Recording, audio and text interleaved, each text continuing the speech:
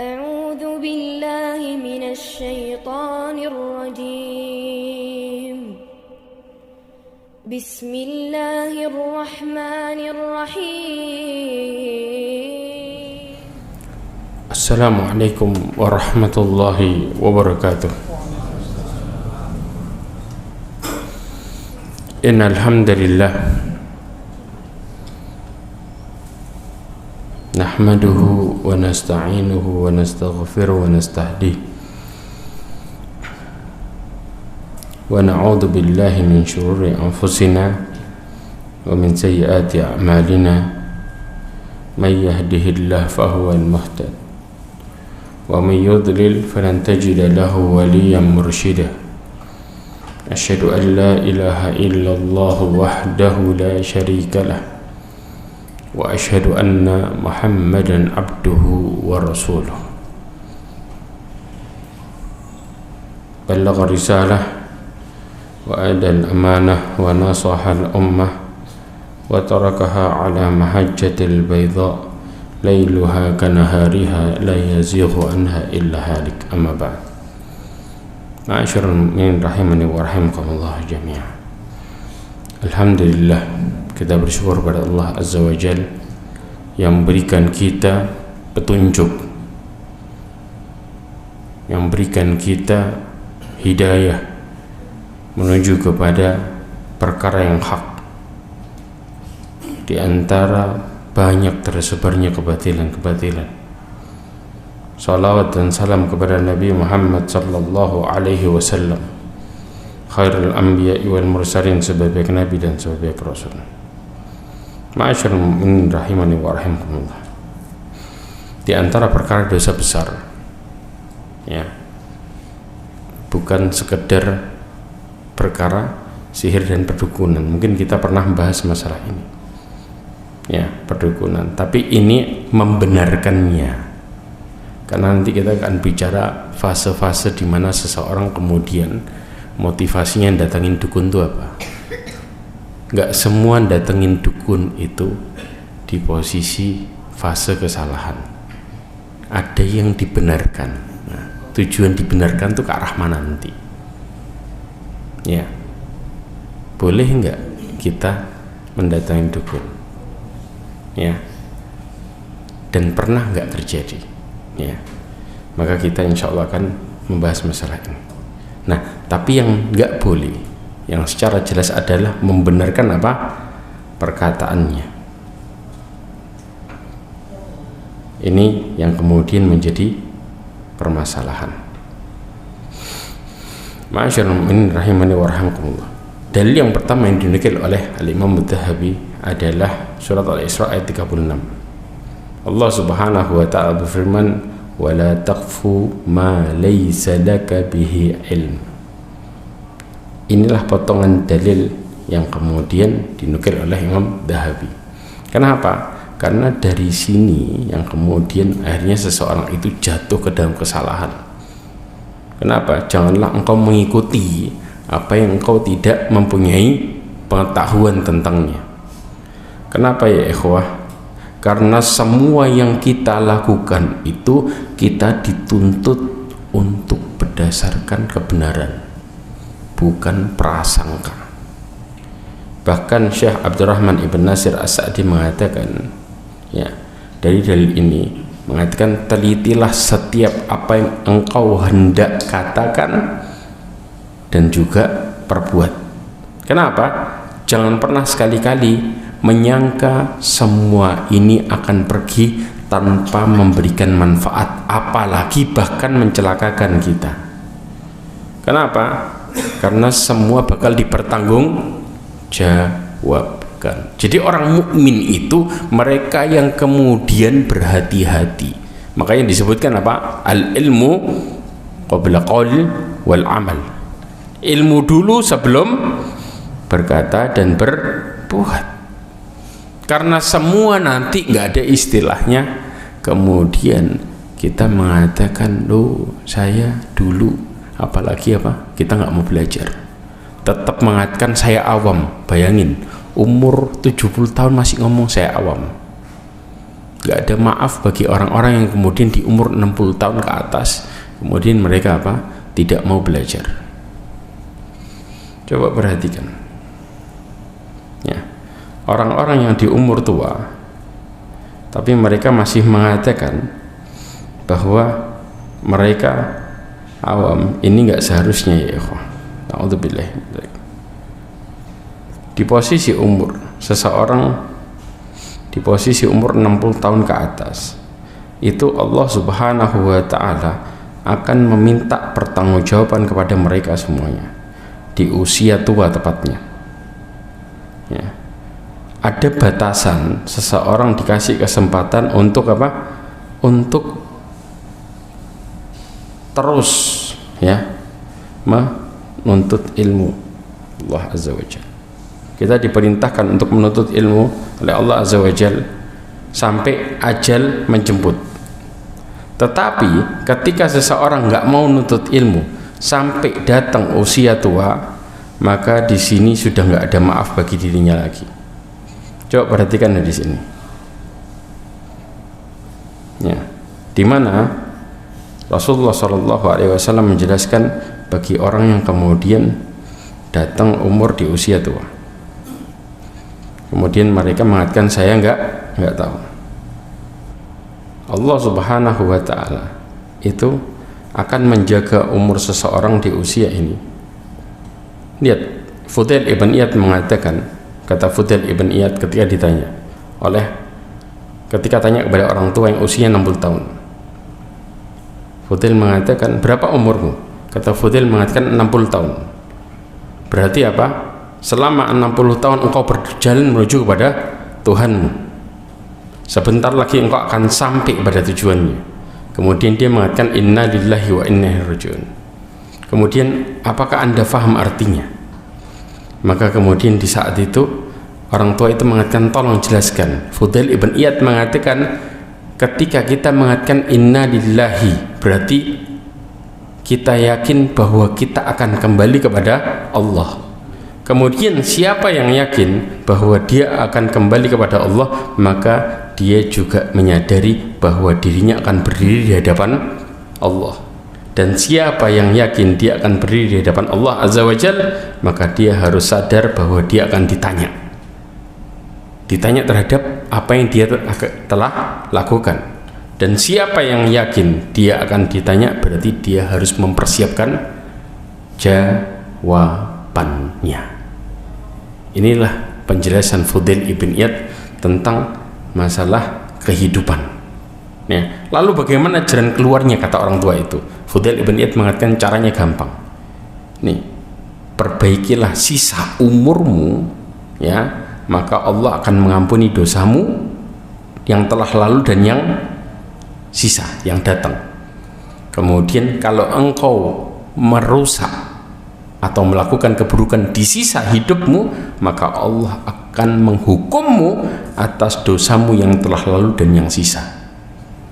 Inilah perkataan Fudail ibn Iyad yang dinukil oleh Ibn Rajab Al-Hambali di kitabnya Al-Hilyatul Awliya. Jelas ya. Maka ya ikhwah, kita ini harus berhati-hati terhadap apa yang kita lakukan, karena semua nanti akan dipertanggungjawabkan. Makanya Allah Subhanahu wa ta'ala memerintahkan kita untuk tidak sembarangan dan berkata dan berbuat. Makanya Rasulullah mengatakan apa? A'darallahu ilamri'in. Ini dalilnya, coba perhatikan ya. Allah Subhanahu wa ta'ala tidak akan menerima udzur, argumen ya, akhara ajalahu hatta balagha sittina sana. Allah mengakhirkan ajalnya, umurnya sampai mencapai berapa tahun? 60 tahun. Jadi nggak ada lagi kata-kata bagi dirinya mengatakan saya ini masih awam di umur sekian ya, nggak ada maaf lagi sudah di posisi ini. Makanya Rasulullah SAW mengatakan manusia itu akan terlihat mulia kalau faham agamanya. Walaupun dulu mereka di zaman jahiliyahnya mulia, di Islam bisa mulia kalau faham agamanya. Makanya Rasulullah kan katakan apa? An-nasu ma'adin. Manusia itu kayak barang tambang. Kenapa? Khiyaruhum fil jahiliyah, khiyaruhum fil Islam idza fuqihu. Kata Rasulullah, mereka ya adalah manusia yang terbaik di jahiliyah dan juga bisa jadi manusia yang terbaik di Islam kalau mereka faham agamanya. Tapi kalau tidak, mereka akan jatuh derajatnya dan hancur. Lanjut lagi, kita balik ke pembahasan kita. Kemudian nggak sepantasnya bahwa ketika seseorang itu akan dimintain pertanggungjawaban tentang segala sesuatu yang dia katakan serta perbuat terhadap pemanfaatan anggota tubuhnya, ya, untuk mereka meremehkan. Seharusnya apa? Mereka berusaha untuk mempersiapkan jawaban atas pertanyaan-pertanyaan yang akan diajukan. Makanya nggak ada istilahnya saya nggak ngerti kalau ternyata kedukun itu salah. Nggak bisa ya, ya. Saya nggak ngerti kalau ternyata itu dukun. Nah, nanti kita bahas nanti. Ada perkataan di dalam kitab Tauhid, syarah kitab Tauhid tentang penjelasan siapa wali Allah sebenarnya, siapa yang palsu. Karena ada kan orang-orang yang mengaku wali Allah tapi ternyata nyesatin. Akhirnya apa? Karena disebut mereka bukan sebagai wali Allah, tapi sebaliknya. Walinya siapa? Syaitan. Jadi ada wali Allah, ada wali syaitan. Nasallallahu alaihi wasallam. Kemudian juga coba perhatikan cara syaitan kalau kita bilang mencuri berita dari langit. Ini hadisnya. Rasulullah SAW menjelaskan ya, tentang permasalahan bagaimana cara syaitan mencuri berita dari langit. Idza qadallahu amran fis sama. Kalau Allah Subhanahu wa taala memutuskan perkara di langit, darabatil malaikah bi ajnihatiha khuda'an liqaulihi. Maka malaikat mengepakkan sayapnya tanda apa? Tunduk terhadap perintah Allah Azza wa Jalla. Ka'annahu silsilah ala safwan. Ya. Kemudian faida fuzi'a an qulubihim qalu madza qala rabbukum. Jadi dalil ini menceritakan tentang bagaimana ya kondisi pada waktu itu ya ketika Allah Subhanahu wa taala memberikan perintah kepada malaikat tentang takdir. Ya. Di saat itu ketika Allah menetapkan urusannya, kemudian malaikat mendengarnya dan malaikat tunduk terhadap perintah Allah. Kemudian Allah Subhanahu wa taala berfirman. Ya. Firman Allah yang mereka dengarkan itu seperti suara seperti suara gemerincingnya rantai di atas batu. Makanya Rasulullah SAW ketika menerima wahyu ada kondisi di mana kondisi terberat seperti apa? Lonceng. Itu kondisi paling berat. Sampai Rasulullah pernah di atas ontanya itu sampai turun ke bawah. Ya. Dan waktu itu Rasulullah gemetaran sampai keluar keringat. Itu kondisi paling berat dalam posisi menerima wahyu. Ontanya bisa ikut turun. Ya. Makanya kondisinya seperti ini. Maka di saat itu memekakkan mereka ya, apabila rasa takut telah dihilangkan di hati mereka, mereka mengucapkan apa yang telah difirmankan oleh Allah Subhanahu wa taala ya, maka mereka menjawab perkataan yang benar. Dia maha tinggi lagi maha besar. Maka kemudian di saat itu ya ikhwah, jin-jin mencuri berita mendengarkan berita itu. Maka para pencuri beritanya ini posisinya saling bersusunan. Ya. Kenapa? Dikatakan oleh Sofwan menggambarkan dengan memiringkan telapak tangannya kayak gini, kemudian merenggangkan jari-jarinya. Jelas? Jadi tumpuan kemana? Sampai di langit. Itu yang terjadi. Buat nyuri berita. tapi nanti mencuri berita itu ada 3 kondisi. Kondisi dulu pas kemudian diutus Rasulullah dan setelahnya. Itu dalam kondisi yang berbeda-beda. Paham ya? Nah, akhirnya ketika mereka sudah mencuri berita-berita itu, ya, jin itu mendengar berita itu, maka segera disampaikan kepada mana?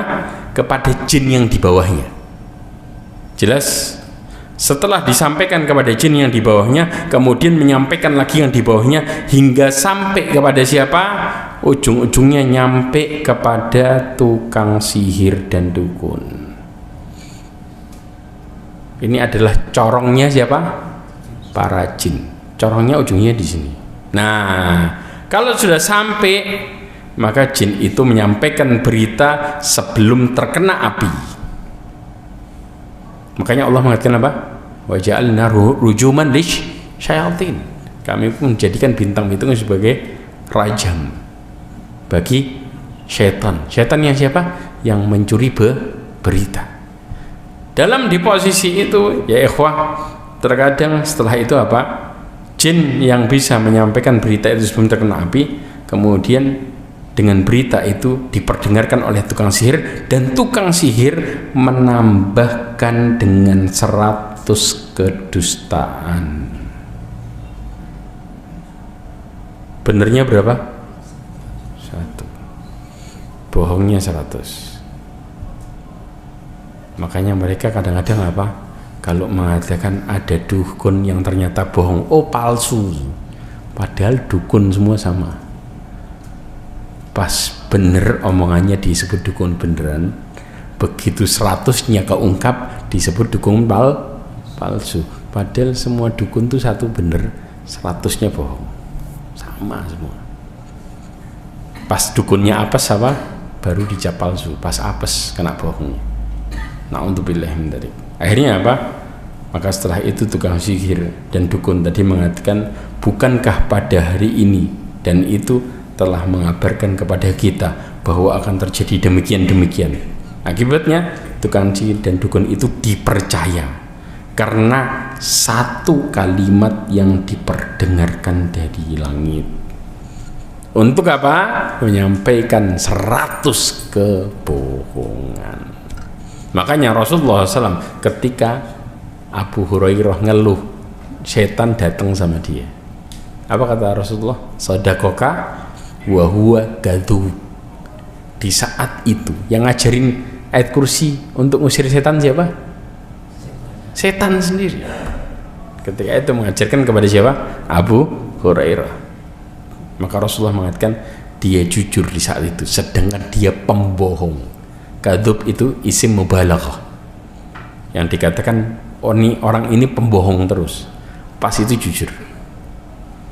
Jelas. Nah, dari sini para ulama ya menjelaskan tentang kondisi mencuri berita di langit itu ada 3 kondisi. Yang pertama, kondisi sebelum Rasulullah diutus. Kondisi sebelum Rasulullah diutus ini yang kemudian mereka banyak menerima berita dari langit, gampang. Sebelum datang Rasulullah SAW, sebagaimana hadis Rasulullah SAW tentang para dukun. Coba perhatikan hadis yang diriwayatkan Imam Bukhari. Dikatakan, ya Rasulullah, innahum yuhaddithuna ahyanan bi syai'in fayakunu haqqa. Maka dikatakan oleh sahabat, wahai Rasulullah, sesungguhnya mereka itu ya berbicara sesuatu yang terkadang ahyanan, terkadang benar. Jelas. Maka Rasulullah mengatakan, tilka al-kalimatu minal haq. Itu perkataan dari kata-kata yang kebenaran sebenarnya. Kemudian yahtafuha minal jinni. Hasil apa? Curian dari jin. Kenapa? Yuqarriruha fi uduni waliyihi. Kemudian diperdengarkan di telinga siapa? Waliyihi, walinya. Siapa dia yang dilindungi? Syaitan apa? Para dukun. Ini yang dimaksud. Kemudian fayahtalituna ma'aha mi'atu kadzbah. Kemudian 1 yang benar, yang hak tadi dicampur baur dengan 100 kebohongan. Maka dari sini kondisinya sebelum Rasulullah diutus, mereka lebih banyak dapat wahyu dari kata-kata curian dari langit. Makanya lihat ya ikhwah, kesyirikan yang terjadi bagaimana? Merajalela di saat itu. Makanya disebut dengan fase jahiliyah. Tapi bagaimana ketika Rasulullah diutus? Ini dia penjelasan. Ketika Rasulullah SAW diutus, Allah Subhanahu wa Ta'ala berfirman dalam surat Jin ayat 8-9. Kata Allah, wa anna lamasna as-samaa'a fawajadnaha muli'at harasan syadidan wa syuhuba. Dikatakan sesungguhnya ya, kami para jin itu telah mengetahui rahasia di langit. Kami mendapati apa? Penuh penjagaan yang kuat dan panah-panah api. Wa anna kunna naq'udu minha maqa'ida lis-sama'i faman yastami'il ana yajid lahu sihabar rasada. Kenapa? Pada waktu itu para jin itu bisa menduduki beberapa tempat di langit dulu untuk mencuri berita-berita. Tapi sekarang ya, setelah Rasulullah sedang diutus, siapa yang mencoba mencuri pasti akan menjumpai panah-panah yang akan mengintainya. Berarti apa? Dikatakan di langit itu penuh penjagaan dan jin tidak bisa apa? Mencuri. Kenapa? Hikmahnya apa ya ikhwah? Ini hikmahnya. Karena pada waktu itu ketika Rasulullah SAW diutus, ya, maka mereka tidak bisa lagi mencuri berita-berita supaya tidak bercampur antara wahyu sama berita yang mereka curi. Itu hikmahnya. Ya. Tapi kalau kemudian bercampur, ya, naudzubillahi min dzalik, maka kondisinya bahaya. Ya. Nah, setelah Rasulullah diutus, setelah Rasulullah meninggal, apa yang terjadi? Ini yang terjadi. Para ulama, di antaranya Ibnu Hajar al-Asqalani mengatakan kana yadmahil, bahwa orang para jin yang mencuri berita itu hampir nggak bisa. Kenapa? Karena setelah Rasulullah wafat dikatakan para jin bisa mencuri berita tapi kondisinya sedikit. Berarti yang paling banyak kapan ya ikhwah? Pada waktu sebelum diutus. Karena pada waktu diutus hampir nggak bisa. Istilahnya nggak mungkin. Setiap mau nyuri disikat, setiap mau nyuri disikat. Biar apa? Wahyu itu turun, subhanallah, Allah jaga.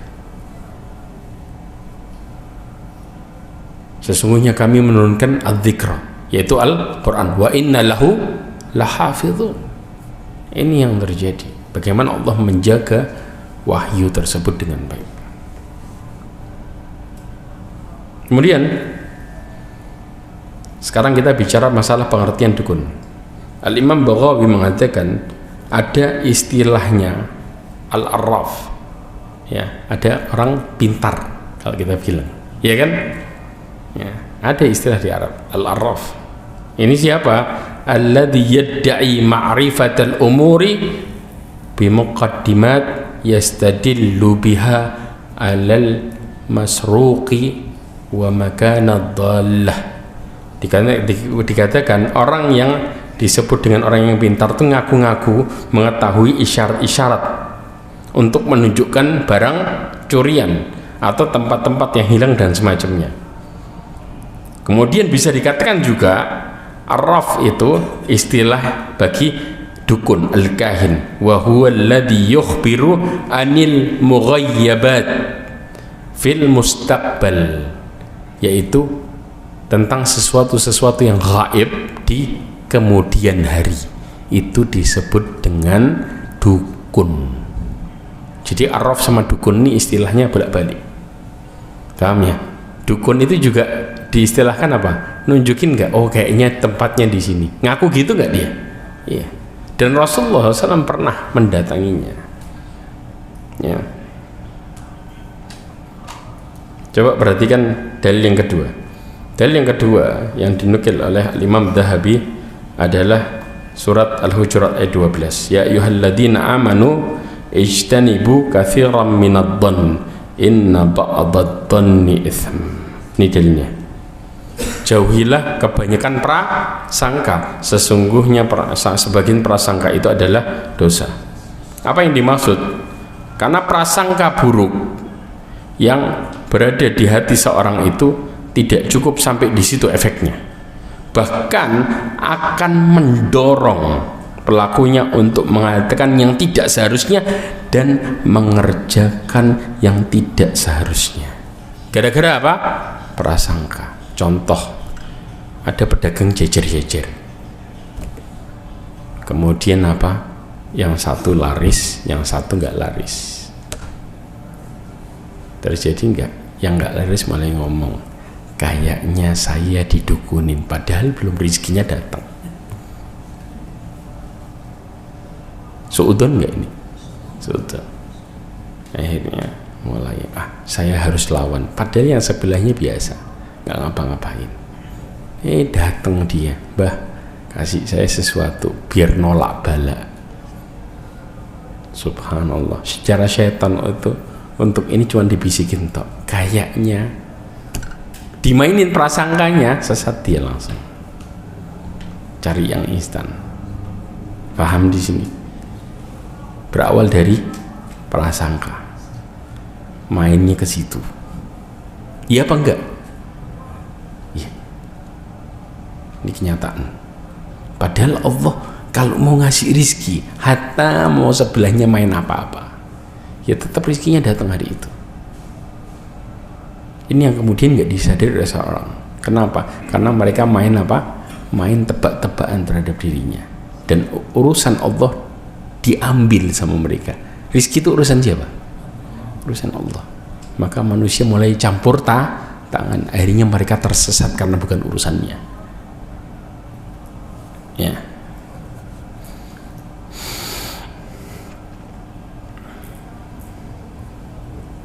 Kemudian ma'asyiral mu'minin rahimani wa rahimakumullah, coba perhatikan perkataan Abdurrahman ibn Hasan. Ini yang saya maksud tadi. Ya, kita akan lihat metode siapa wali Allah, siapa wali syaitan sebenarnya. Dikatakan bahwa Rasulullah SAW berbicara tentang apa? Sifat para dukun, dengan mengatakan mereka melakukan kedustaan pada berita dari syaitan. Kenapa? Satu kebenaran dibungkus dengan 100 kedustaan. Betul? Oke. Maka Rasulullah SAW menjelaskan dukun itu benarnya sekali, bohongnya 100 kali. Sama dalam kondisi ini, orang-orang yang menempuh metode para dukun dari orang-orang yang mengaku dirinya seorang wali atau mengetahui apa yang ada di dalam hati manusia, padahal pengakuan tersebut dalil atas kedustaan. Kan main tebak-tebakan kan? Ya. Kemudian apa? Kalau salah, oh berarti apa? Berarti sesembahannya kurang, makanya salah. Subhanallah, dalilnya ada aja untuk dia berkelit. Ya. Akhirnya apa? Karena pengakuan sebagai wali dalam bentuk menganggap dirinya suci. Saya mau tanya, ada nggak sahabat satupun yang lakuin ini? Ada? Nggak ada satupun. Tabiin, ada nggak? Nggak ada. Ya. Padahal apa? Padahal Allah Subhanahu wa Ta'ala berfirman, janganlah engkau mengatakan dirimu suci. Kita tidak boleh mentazkiyah atau menganggap kita ini suci. Itu sudah perintah Allah Azza wa Jalla. Wala tuzakku anfusakum. Ya, maka dari sini ya, orang yang mengaku wali bukan merupakan sifat kebiasaan wali, karena sesungguhnya para wali adalah yang menganggap diri mereka satu, rendah di hadapan Allah, bahkan mencela dirinya, bukan malah memujinya. Kemudian yang ketiga, takut kepada Allah, takut, menganggap rendah di hadapan Allah, mencela dirinya banyak kekurangan dan takut di hadapan Allah. Ya. kemudian ada seseorang ngaku wali melakukan sebaliknya, ini berarti asli atau palsu? Jelas palsu. Kalau mereka wali, maka jadi wali sisi yang kedua, yaitu wali syaitan. Ya. Karena syaitan juga punya wali, jangan salah. Allah mengatakan apa? Allahu waliyul ladzina amanu yukhrijuhum minat dhulumati ilan nur. Allah katakan dalam surah Al-Baqarah, Allah itu pelindung bagi orang-orang yang beriman, mengeluarkan mereka dari kegelapan menuju hidayah. Walladzina kafaru awliya'uhumut taghut. Orang-orang kafir walinya siapa? Taghut, syaitan. Yukhrijunahum minan nuri ilat dhulumat. Mereka mengeluarkan dari cahaya menuju kepada kegelapan, sisi satunya. Ya. Maka dari sini, ya, sesungguhnya, ya, orang-orang yang mengaku, ya, mengetahui yang gaib, terdapat unsur-unsur mencari kedudukan di hati manusia dan untuk mencari dunia, maka dia bukan disebut sebagai wali sebenarnya. Karena orientasinya apa? Dunia bukan? Dunia. Sedangkan wali Allah itu nyari orientasi dunia enggak? Enggak sama sekali. Saya kasih contoh kasus Umar bin Khattab radhiyallahu anhu. Umar bin Khattab ini, ya ikhwah, sampai disebutkan pada waktu tahajud itu membaca satu ayat diulang-ulang sampai semalaman. Akhirnya apa? Saking ketakutannya sampai berhari-hari sakit gara-gara baca satu ayat itu dan ketakutan. Sampai dijenguk sama sahabatnya. Dikira kena penyakit apa? Cuman baca satu ayat semalaman tahajud ketakutan sakit. Jadi nggak ada istilahnya kemudian ngerasa aman sama dirinya. Abdul bin Mas'ud mengatakan kafa khasyatallahi ilma. Cukuplah kata-kata rasa takut sama Allah disebut sebagai ilmu, bukan ngerasa aman. Rasa takut sama Allah, bukan merasa bahwa kita jaminan pasti masuk surga, karena wali Allah semuanya ketakutan semua. Jadi kalau orang kemudian merasa aman dirinya, itu bukan wali Allah sebenarnya, justru sebaliknya dia. Ya. Bahkan, ya, ini seorang tabi'in, Tamim Ad-Dari, ya, dia Tamim Iman Hasan Al-Basri, dikatakan dia itu ketika ingat adab neraka, maka apa? Dia membolak-balikkan badannya di atas kasur. Sama Imam Hasan Al-Basri kayak dikatakan di atas penggorengan, bolak-balik, sampai saking takutnya, kemudian akhirnya dia bangun, tidak bisa tidur, kemudian sholat 2 rakaat, menegakkan sholat, baru bisa tidur. Ini bagaimana rasa takut mereka kepada Allah Azza wa Jalla. Gak ada satupun yang rasa aman. Dan bahkan ada seorang kesaksian, seorang tabi'in mengatakan, aku bertemu dengan 30 sahabat, semuanya takut jadi orang munafik, dan gak ada satupun yang mengatakan imanku seperti malaikat Jibril.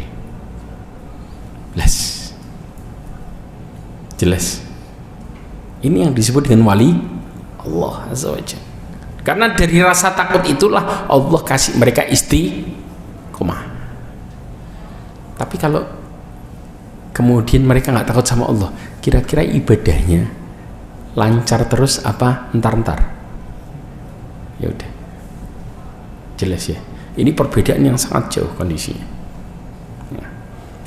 Dan ini disebutkan di dalam kitab Fathul Majid, syarah kitab Tauhid.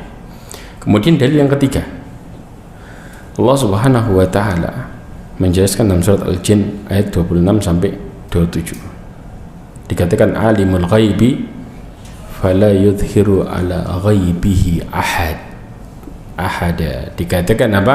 Sesungguhnya Allah Subhanahu wa taala mengetahui yang gaib, tapi dia tidak memperlihatkan kepada siapapun tentang yang gaib itu seorang pun, illa manirtada min rasulin fa innahu yasluku min baini yadayhi wa min khalfihi rasada.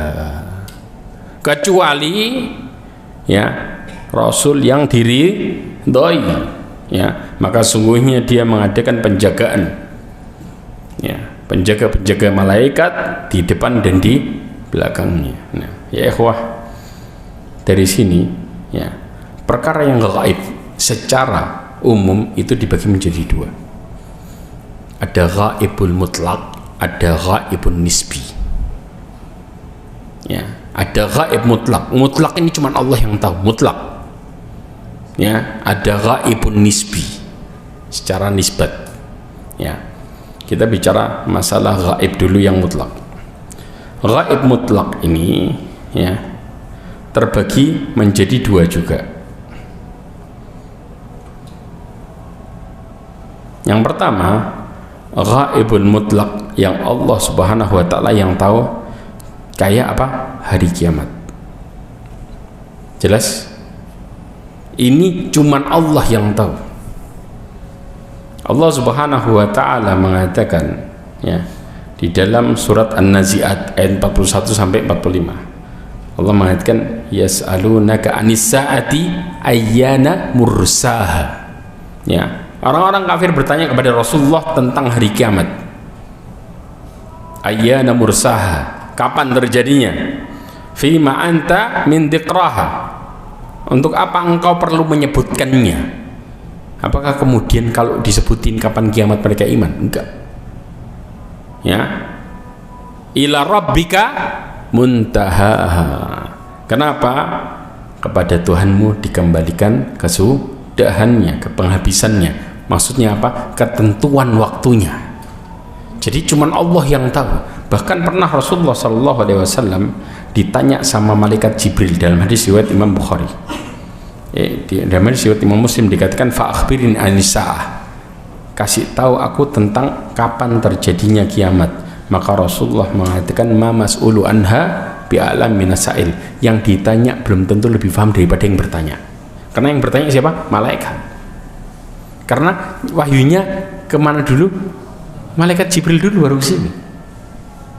Ya, itu yang kemudian terjadi. Rasulullah menjelaskan, memberikan isyarat itu ghaib mutlak yang kemudian Allah yang tahu.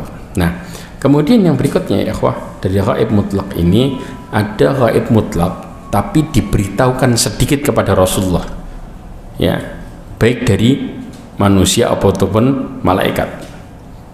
Ya. Nah, dari sini ini ya ada 5 hal yang Allah Subhanahu wa taala sampaikan tentang perkara ini, yaitu di akhir surat Luqman disebutkan innallaha indahu ilmus saati wa yunazzil ghaitha wa ya'lamu ma fil arhami wa ma tadri nafsum madza taksibu ghada wa ma tadri nafsum bi ayyi ardin tamut innallaha alimun khabir. Nah, 5 hal ini ya, yang pertama baca, sesungguhnya Allah itu memiliki ilmu sa'ah. 1, tentang hari kiamat. 2, yunazzil ghaith, turunnya hujan. Jelas? 3, Allah mengetahui apa yang di dalam rahim. Jelas? 4, dan seseorang tidak mengerti apa yang terjadi besok. Ya enggak? 5, kemudian seseorang enggak mengerti di tempat mana dia mati. Nah, yang pertama, kalau hari kiamat sudah jelas enggak ada yang tahu kecuali Allah. Kemudian turunnya hujan, ada yang tahu enggak kapan turunnya hujan? Allah cuman ngasih tanda-tandanya toh. Bisa turun bisa enggak. Jelas? Dikumpulkannya apa? Awan.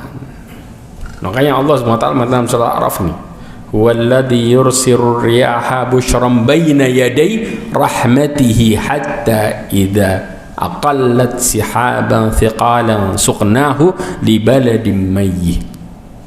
Jelas? Ya, dialah yang meniupkan angin ya sebagai kabar gembira. Kenapa? Mendahului kedatangannya rahmat Allah, yaitu hujan yang dimaksud. Apabila angin itu membawa awan mendung ya, maka dihalau ke tempat yang tandus, lalu kami turunkan hujan di daerah ini. Kalau mulai awan kumpul, tanda kan, bisa turun bisa enggak. Makanya manusia tulisannya apa, kata-katanya prakiraan. perkiraan, bukan kepastian. Iya kan? Kalau awan mana banyak itu dikira oh hari ini hujan, padahal belum tentu, kadang-kadang enggak. Yang berikutnya tentang di rahim. Orang itu tahu di rahim itu, ya, dia tahu hanya perkara-perkara yang kemudian pakai alat, ya. Tapi ya ikhwah, tidak ada yang diketahui, ya, oleh seseorang. Cuman Allah yang tahu hal-hal yang secara umum. Ada yang tahu bayi di rahim kulitnya apa warnanya? Kalau ada dokter yang tahu, mustahil, nggak mungkin, kecuali dibedah. Iya apa enggak? Warna kulitnya nggak tahu. Rambutnya tahu gimana? Enggak. Hidungnya gimana tahu? Fisiknya? Enggak. Rizkinya tahu gimana? Enggak. Ini semua cuman Allah yang tahu. Bahkan jenis kelaminnya kadang-kadang kayaknya lagi. Betul apa enggak? Begitu lahir, loh kok perempuan? Jelas di sini karena Allah yang tahu ya ikhwah secara mutlak. Orang itu cuman dari gambar nebak-nebak toh. Kayaknya bayiku kayak gini, dilihat bingung, jelas apa enggak, gimana bentuknya bingung masih. Ya kan? Pakai alat sekalipun ya ikhwah. Karena Allah yang tahu. Jadi manusia cuman tahu oh bayinya gerak. Jadi ada ilmu yang Allah kasih sedikit. Kemudian tidak ada yang mengetahui apa yang dikerjakannya besok.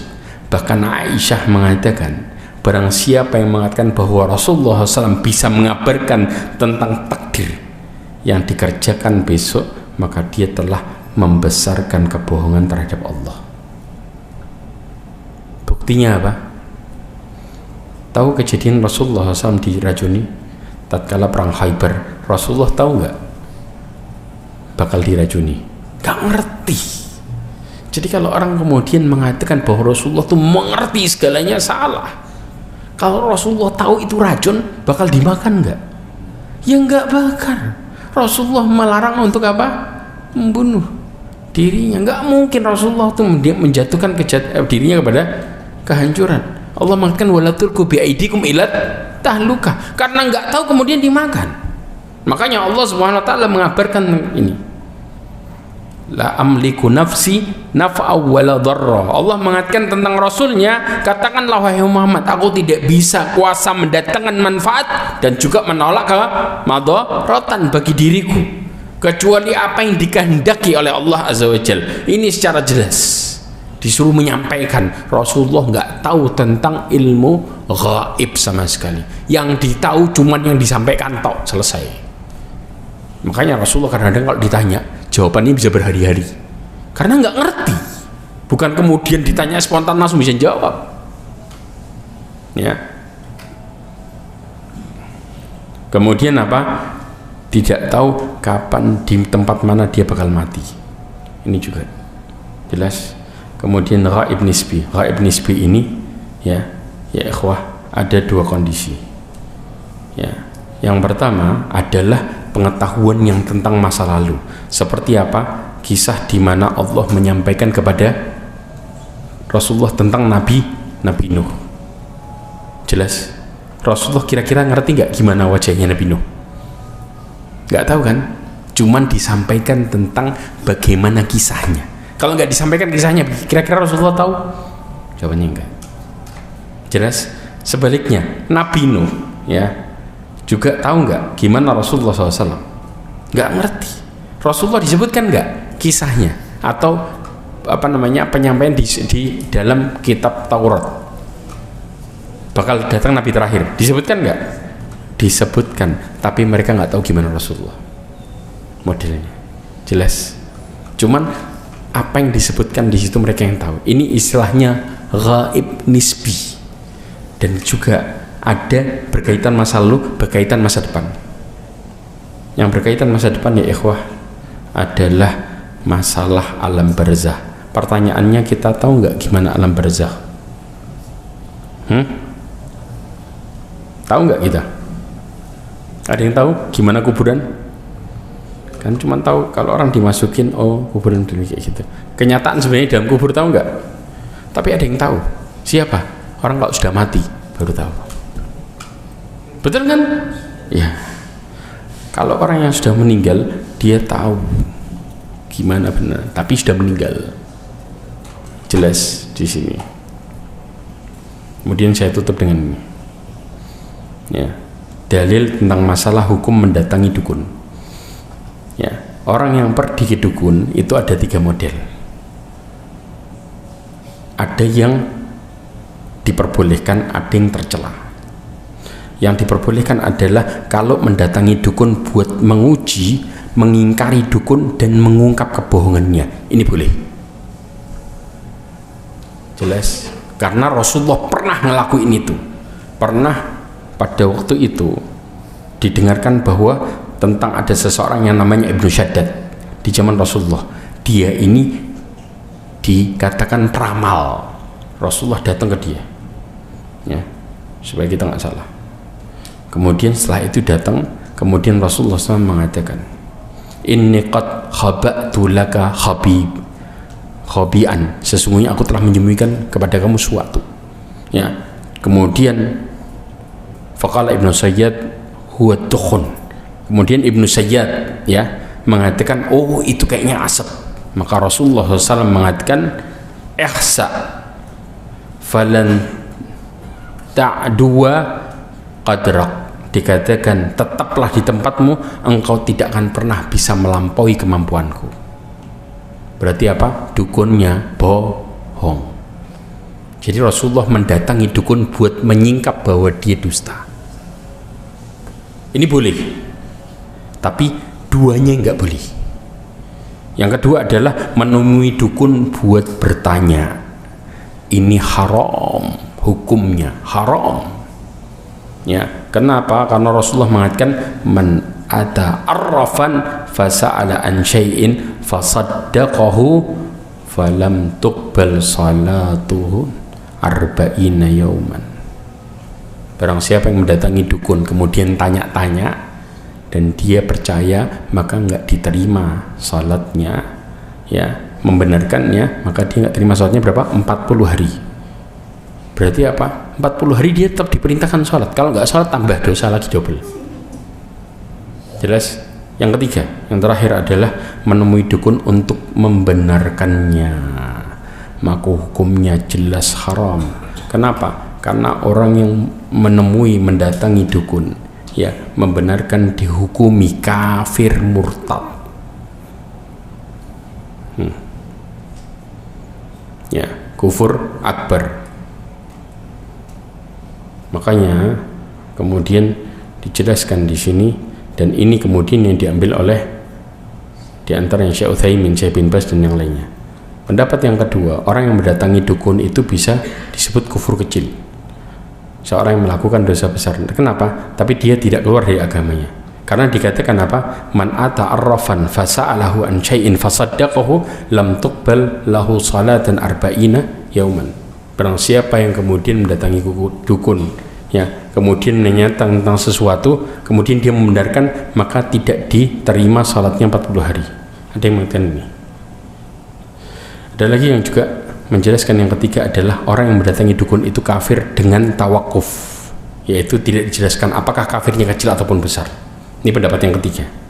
Jelas? Kenapa? Man ata arrafan au kahinan fasaddaqahu bima yaqul faqad kafara bima unzila ala Muhammad sallallahu alaihi wasallam. Barang siapa yang mendatangi dukun, ya, kemudian dia mempercayainya, maka dia telah kafir terhadap apa yang diturunkan oleh Rasulullah SAW. Ya, diturunkan ini nggak disebutkan kecil atau gede. Jadi ada 3 pendapat. Jelas, tapi yang jelas semuanya disebut dengan apa? Kafir. Mau kecil mau gede tetap. Wallahu a'lam bishawab. Mudah-mudahan kita terhindar dari semua ini ya ikhwah, dan mudah-mudahan Allah Subhanahu wa taala selalu menjaga keimanan kita dan tauhid kita. Mudah-mudahan Allah Subhanahu wa taala menjauhkan kita dari syirikan, dan mudah-mudahan Allah menutup hidup kita semua dengan husnul khatimah. Subhanakallahumma bihamdika asyhadu an la ilaha illa anta astaghfiruka wa atubu ilaik. Wassalamualaikum warahmatullahi wabarakatuh.